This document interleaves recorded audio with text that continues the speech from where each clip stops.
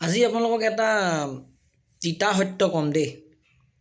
তিতা সত্যটো হৈছে বৰ্তমান ইণ্টাৰনেটত ভাইৰেল হৈ থকা ব্যক্তিজন ৰাজপাল যাদৱ, যি হিন্দী চিনেমাৰ কমেডিয়ান। আজি কিছুদিনৰ আগত তেওঁ জেললৈ যাব লগা হ'ল, আৰু আমি সকলোৱে গমেই পাইছোঁ জেললৈ কিয় যাব লগা হ'ল। তেওঁ 9 কোটি টকা দিব নোৱাৰাৰ বাবে তেওঁক মহামান্য আদালতে বিহাৰৰ তিহাৰ জেলত ভৰাই দিবলৈ বাধ্য হ'ল। এটা আমিবিলাকে ভাবিছোঁ যে তেওঁৰ ওচৰত 9 কোটি টকাই নাই নে? ইমান দিনৰ পৰা চিনেমা কৰি সঁচাকৈ নাই কাৰণেতো তেওঁ জেললৈ যাবলৈ বাধ্য হ'ল। কিন্তু মই কথাষাৰ এইটো বুজাব বিচাৰিছোঁ যে সেই 9 কোটি টকা থকা হ'লে তেওঁৰ আজি এই অৱস্থা নহ'লহেঁতেন।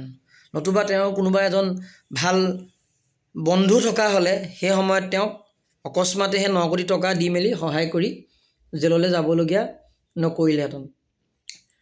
সেইকাৰণে আমি জীৱনত যিকোনো প্ৰকাৰে টকা উপাৰ্জন কৰাটো বহুত বেছি প্ৰয়োজন।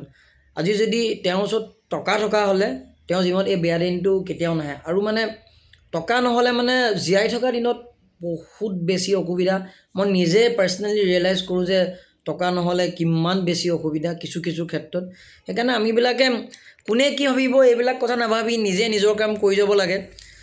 কোনোবাই চাহৰ হোটেল দিছে, তাত লাজ পাবলৈ একো নাই। কোনোবাই গেলামালৰ দোকান দিছে, তাত লাজ পাবলৈ একো নাই। মুঠতে কৰ্ম কৰিবই লাগিব। কোনোবাই টিউশ্যন কৰি ঘৰ সংসাৰ চলাইছে, তাত লাজ পাবলৈ একো নাই যে মই পঢ়ি শুনি এইটোৱে কাম কৰিম নেকি। কোনোবাই তিনিআলি চাৰিআলি চাহ পুৰি বিক্ৰী কৰিছে, তাত লাজ পাবলৈ একো নাই। কোনোবাই মাছ মাংস কটা দোকান দিছে, তাত লাজ পাবলৈ একো নাই। কোনে কি ভাবে মতলবেই নাই। আপোনাৰ বিপদৰ সময়ত যদি আপুনি আপোনাৰ সহায় নকৰে, পৃথিৱীত এনেকুৱা কোনো নায়েই যে আপোনাৰ আহি উদ্ধাৰ কৰিবলৈ। আজি আপুনি উদাহৰণ হিচাপে সেই ব্যক্তিজনকে চাওক, ৰাজপাল যাদৱ। তেওঁ কিমান চিনাকি আছে, তাৰ পাছতো তেওঁ সেই অকস্মাতে যিটো বিপদ হ'ল তেওঁ সহায় কৰিবলৈ কোনো নাহিল। পাছত তেওঁক বিভিন্নজনে সহায় কৰি জেলৰ পৰা ওলোৱাই নিছে, সেইটো বাৰু বেলেগ কথা। তেনেকুৱা ব্যক্তি আপোনাৰ মোৰ জীৱন আছে জানো? যদি আছেতো ভাল কথা। দেৰিকৈ হ'লেতো তেওঁক জেলৰ পৰা ওলোৱাই নিলে।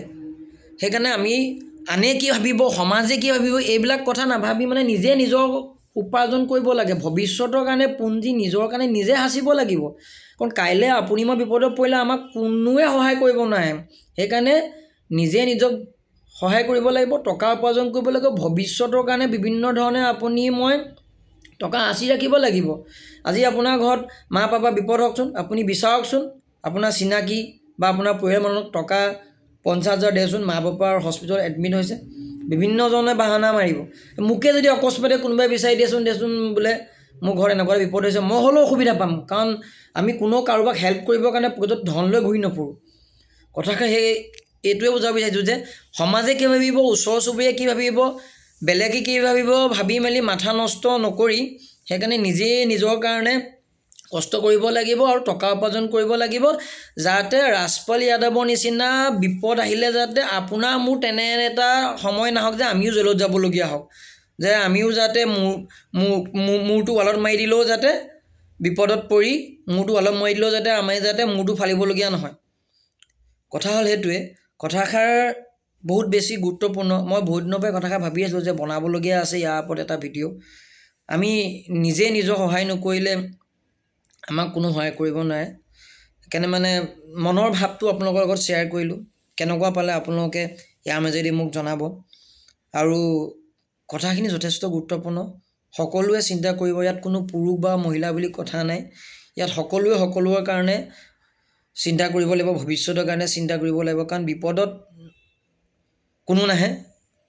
বিশেষকৈ মই ইমান দিনে উপলব্ধ কৰিলোঁ, যদি নিজৰ ওচৰত একো নাথাকে আপুনি অন্যৰ ওপৰত আশা কৰি থাকিব নোৱাৰে।